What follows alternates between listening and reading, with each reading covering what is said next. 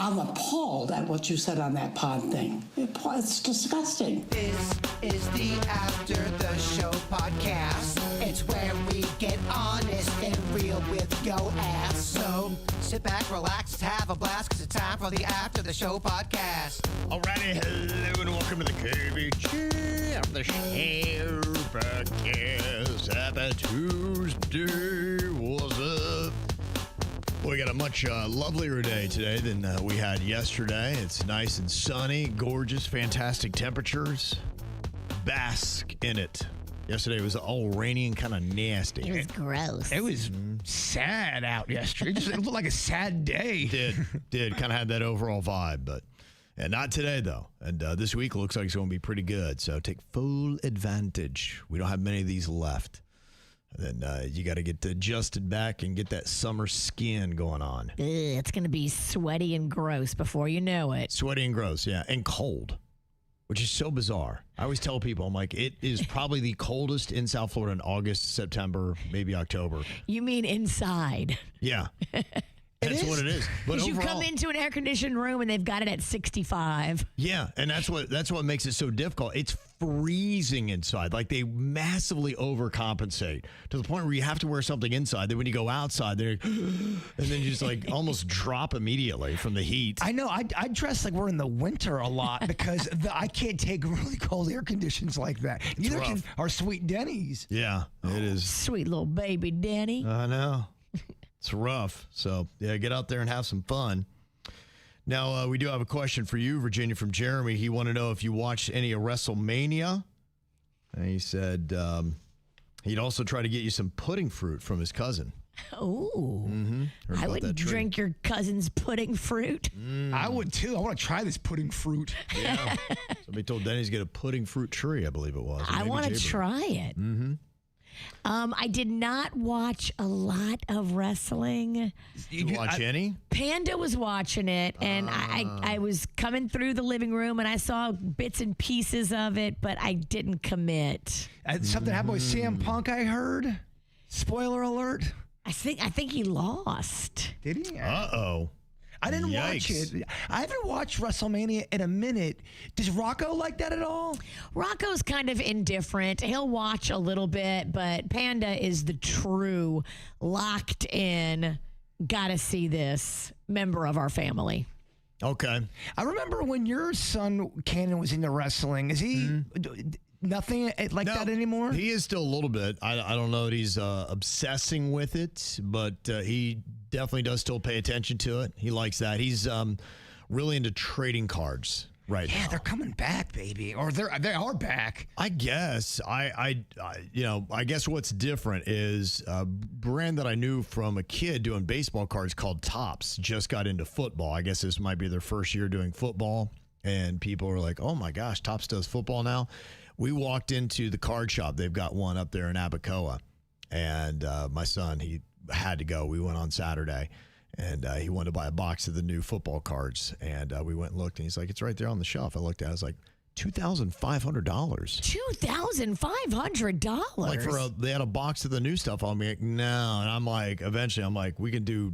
It was like $90 just to get a box with a couple packets in it. I was like, something's changed. It's so bizarre because when I was a kid, you would buy trading cards relatively cheap and affordable, and you would hope that you just, it's like finding the needle in the haystack. Keep it for a while. Right, and then eventually it'd be worth something. So I bought all these complete sets of these cards, 1983, 84, 89, and now almost 40 years later, and they're worth maybe like $200. And these new cards, just one card, like this year, $300, $400, $800, $900, $1,000, $2,000. I'm like, what is it that these cards that haven't appreciated in value or anything, like why are they putting now the price tag is on the new ones?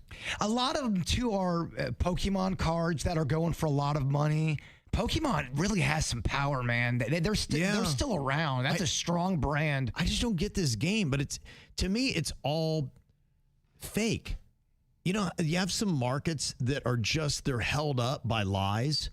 And you create this illusion that this card has this value, and it doesn't. It's almost kind of reminds me of like Bitcoin and some of these other. Remember that? What were those things that they called them? That it was the Bored Ape that Justin Bieber bought. for like 15 million or something stupid. NFTs. NFTs. Yes. It seems like the same thing where you say it's a price and you set it and then people go crazy for it. And you're like, that ain't worth shit. And then the NFT, I think, fell apart and Bieber wasted all that money. I feel the same way about these cars. I'm like, who's to say that these are, what makes that $2,500? That's ridiculous. And why the fact that I have a kind of a rare 1983 baseball card ain't worth crap. Does that make any sense to you? It doesn't. And usually how an investment market goes?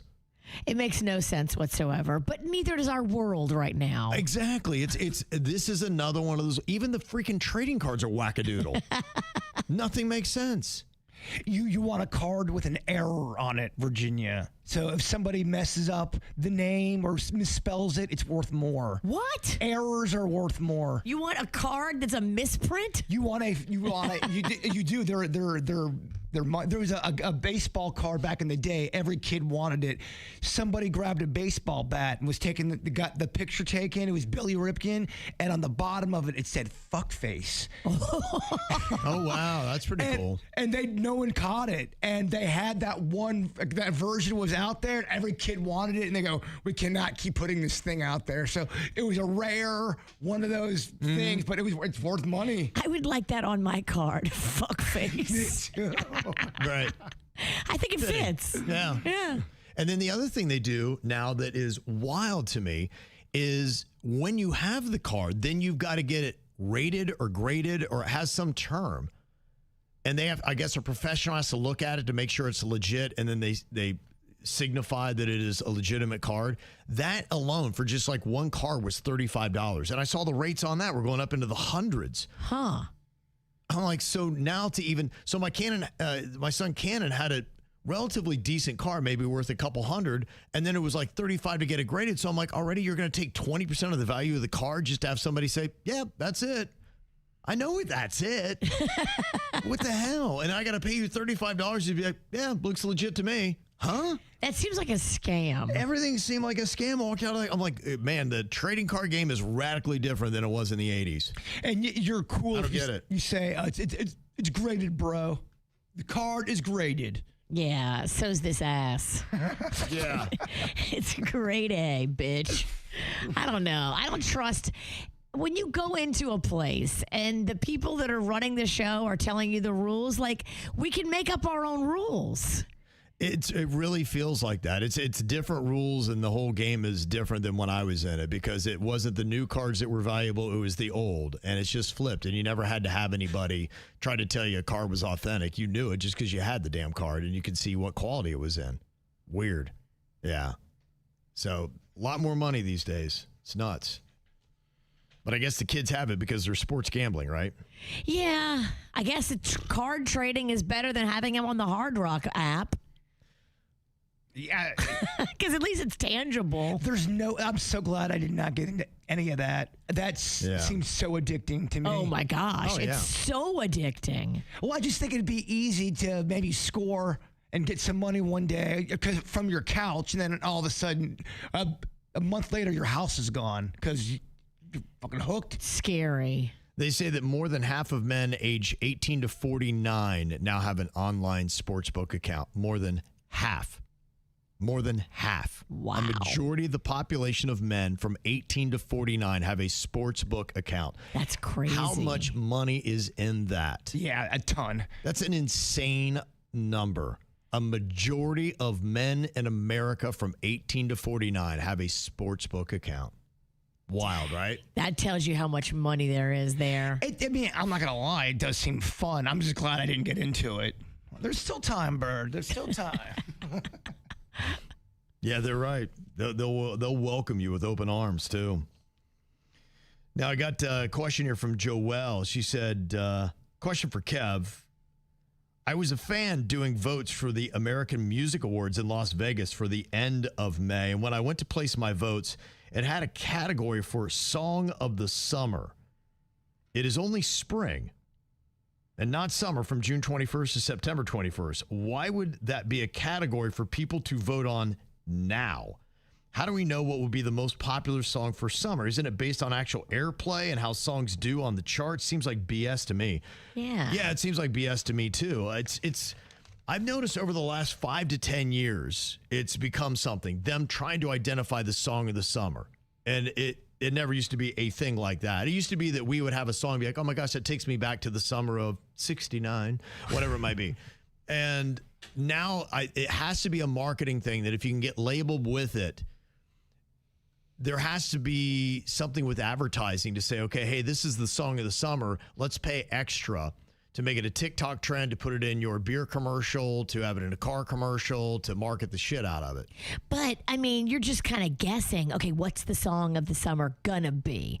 You really don't know till September what the song of the summer was. That's how it should go. Yeah, it should go on what settled through, because sometimes you have that quirky novelty song that catches on and you don't know why. It could be in a movie that you didn't expect to take off. It could be in a TikTok trend that all of a sudden becomes huge. And you voted in May for what the song of the summer is, but by July, it's clearly not going to be that song. It's a racket. It's all it is. It's marketing. It's why a packet of baseball cards costs $2,500. It's why people are hitting themselves in the face with hammers. It's why gas is over $4 a gallon. Madness. Get off my Everything lawn. is madness. If you think about all the things that are messed up in our world right now, it'll kind of drive you crazy. You have to kind of put your head in the sand. There does seem to be a lot going on. A lot of going on. distraction and a lot of almost kind of surreal, odd stuff. Like what? Yeah. They're eating babies and there's a rape academy? What? What? I'm not ready for this. Oh, you don't know about the Rape Academy?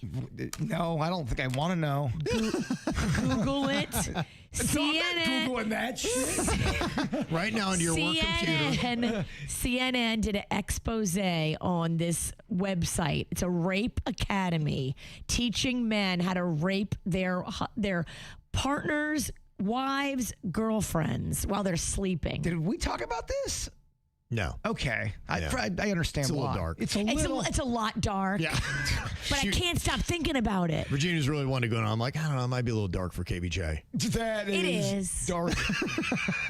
So that's why she's going to bring it up now. It's ATS, baby. Still dark. I still can't even, it's those are the corners of the world. It's like, I can't. Can't Google it. No. No. Yeah, right. Put that in your search history. Yeah, I just need to go off to Roxy's and have a drink. No, you can't. Roxy's is closed. Jeez. Also, alcohol. They say it's bad for you.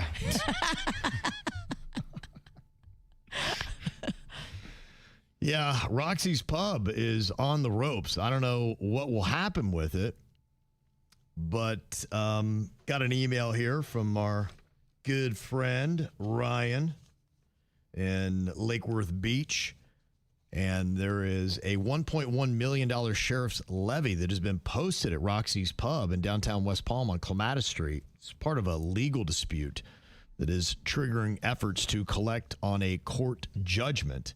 Now, it says the action stems from a lawsuit by former investors, and the levy targets the business and potentially its assets with a sheriff's auction scheduled for June 2nd involving the property. Now, Ryan said it's not paid a nearly $1.2 million judgment against them stemming from a bar fight a few years ago. They don't have the $1.2 million. I think I saw on the news today that it was maybe 2001, 2002. Somebody got their ass whooped in Roxy's and they felt like security didn't do enough to protect them.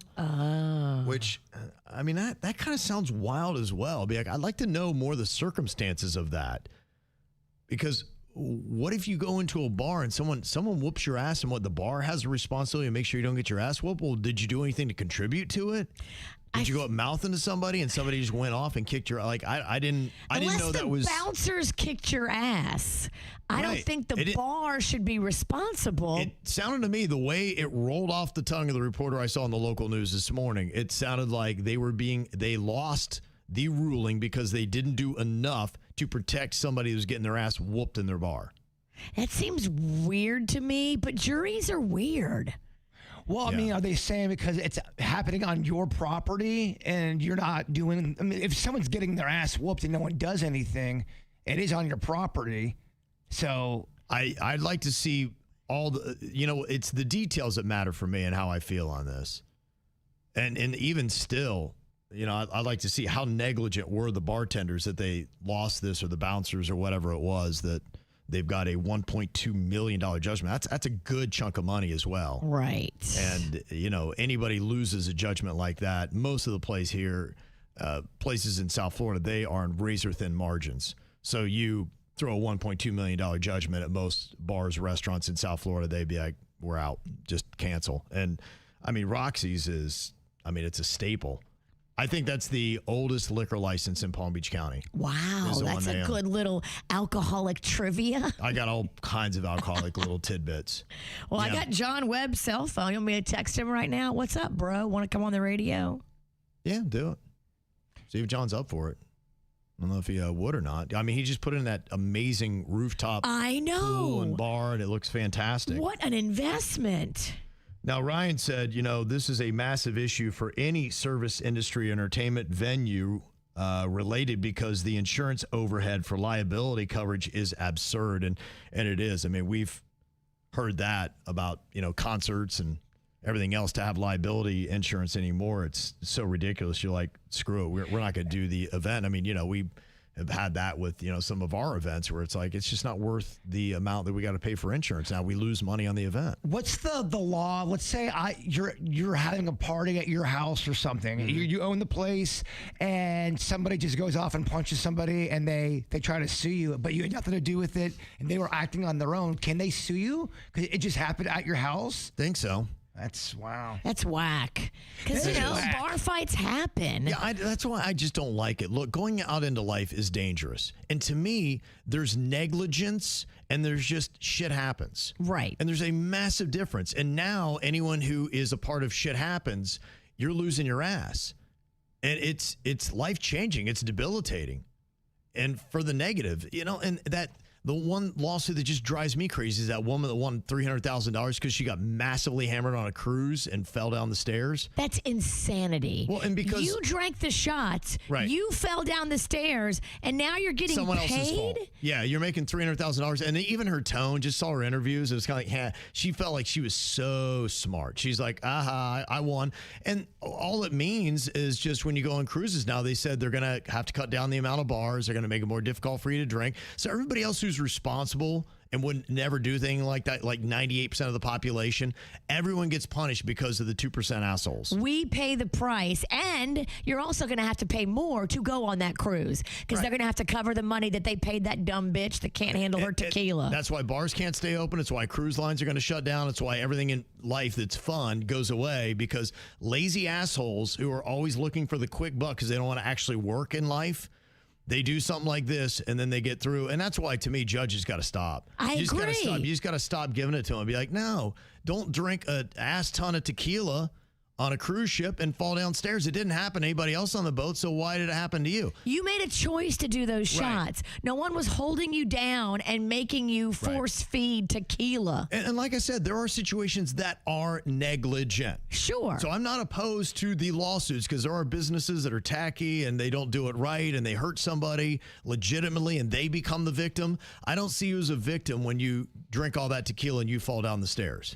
That's got to be so stressful if you're the owner of a company, worrying about, oh my gosh, these people are drunk. Well, it's probably why owners are like, F this. No, they aren't. And maybe that's what John, he's not answering my text. I said, hey, bro, we are huge fans of Roxy's. Want to come on and tell the story? Love KVJ. Okay. Yeah, we'll see. Who knows? He might not be able to talk about it, too, if there's ongoing litigation. No, I'd be appealing, but I don't know how much power he has. I don't know what he can do. I've heard these kind of things. That'd be a damn shame.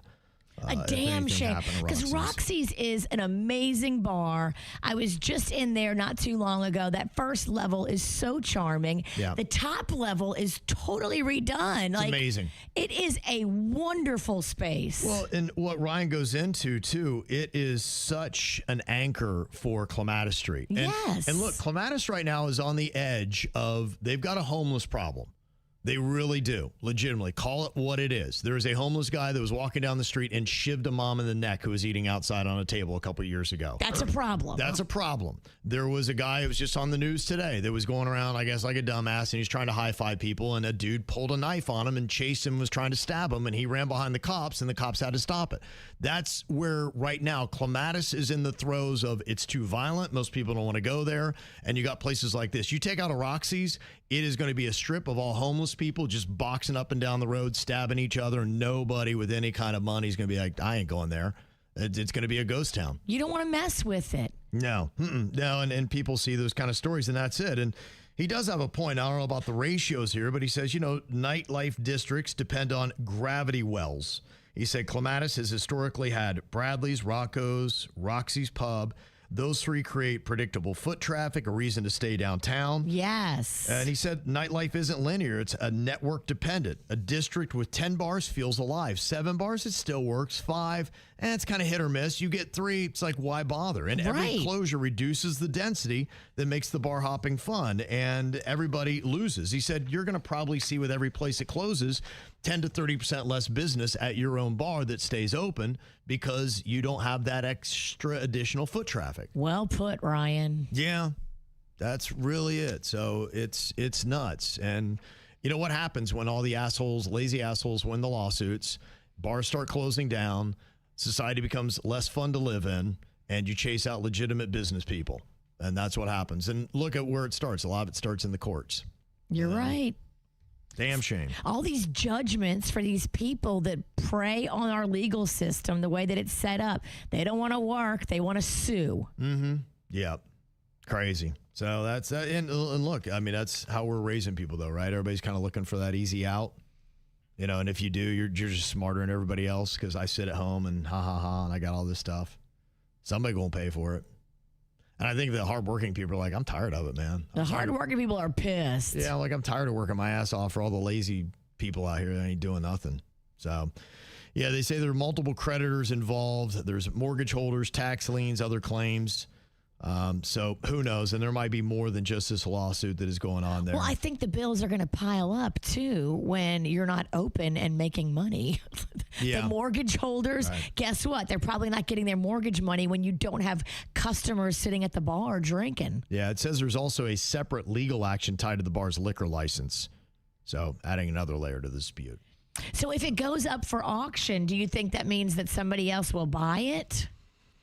They could. I'm not sure what, you're talking about for how much a liquor license is now and how rare they are. And I think that depends upon how they issue them. So I haven't fallen up on the usuals on that. I think back in the day when I used to know, a liquor license is about $75,000. But I think somebody said, I think it's way more than that. It's like 300 plus thousand now, something like that. It's a lot. Mm-hmm. Were you guys here when the original Roxy's was open? It used to be at a different restaurant or a different bar, I thought. The one when it was before John refurbished the Roxy's. It was on Clematis, but it was always on Clematis that I knew. I didn't know the other location. And the original Roxy's, I think, is where they had called it the tent site forever. They're getting ready to put a tower up there right now. It is right across from the Jaguar dealership that is right there downtown West Palm Beach. Okay. It is kind of like at the end of Okeechobee. That's where the original that had that liquor license was. Wow. Yeah. Look at you. You're full of alcoholic facts. I know bars. You do know bars. I do know bars. Booze Hound Trivia with Kev. Yeah. You've always loved a bar. I do. I love a bar. That's why I'd be devastated to see Roxy's go away. He's right there, an anchor to the community, for people that love cocktails like myself. Yeah, so that could be tough. So we'll see. There's an interesting part of the story from the guy from The Blind Side, Quentin Aaron. He's a guy, he went through it, man. He learned that his wife, Margarita de Leon, had remained legally married to her husband since 1992. And he found this out after awakening from a 4-day coma back in February. A man's got enough to be dealing with, and now he's got to find out his wife isn't his wife. That's tough, man. Yeah, she apparently claimed that she'd been divorced for over 10 years throughout their relationship. But he apparently she was not. Somebody did some digging that didn't want her to have medical power over making decisions for him. Yeah. And so he wakes up to a lot of stuff. He wakes up to a shit show. Yeah. And then the other thing was, I guess he almost died while he was in that coma. And he had an experience he is now talking about. I saw Jesus. What did he look like? So I saw the profile of him, but his skin complexion was a little lighter than mine. He had long white hair, and he was in a white robe. And he kind of like floated past me at first. And so I was like bent over with my hands on my head. And then he appeared in front of me and placed his hands on my back exactly where the pain was. Till this day, I can still feel his hands as if they're there. Cool story. Wow. Yeah, that's pretty wild, isn't it? He said the experience felt real, like being back in his old neighborhood. And when he woke up, doctors told him he didn't need surgery after all. That while he was out, Jesus said the pain will disappear. It did. And then he woke up and like, yeah, I guess you're good. You can go home. Wow. Wild, huh? He said his heart stopped multiple times during the ordeal. So they marked it. So that's kind of crazy, huh? Yeah, there's a lot of those stories that are out there.